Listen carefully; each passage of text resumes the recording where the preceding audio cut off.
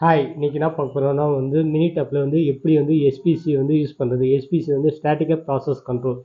இது நம்ம 6 சிக்மா இன்னும் 6 சிக்மாவில் இது 5 core tools one of the tool.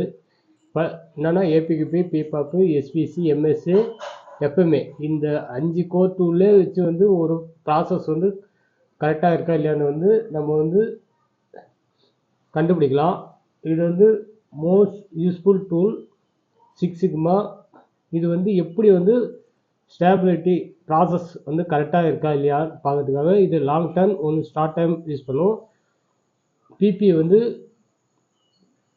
Long டைமும் சிபிக்கு ஷார்ட் டைமுக்காகவும் யூஸ் பண்ணுறோம். இதில் எப்படி மினி டேப்பில் டேட்டா இன்புட் கொடுக்குறதா பார்க்க போகிறோம் இந்த வீடியோவில். இப்போ என்ன பண்ணுங்க, ஃபஸ்ட்டு மினி டேப் ஓப்பன் பண்ணிங்க.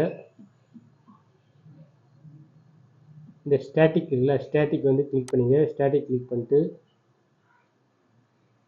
இல்லையா run chart, Pareto, case of diagram, 6 sigma, இப்போ கேபிலிட்டி 6 பேக்ஸ் இருக்குல்ல அது கிளிக் பண்ணுங்கள். 6 பேக் நார்மல் ஸ்டடி கிளிக் பண்ணிட்டு C1 C2 இல்லை actual lower spec upper spec கொடுத்து ஓகே கொடுத்தீங்கன்னா போதும். இப்போது ரிப்போர்ட் ஜென்ரேட் ஆகிடும்.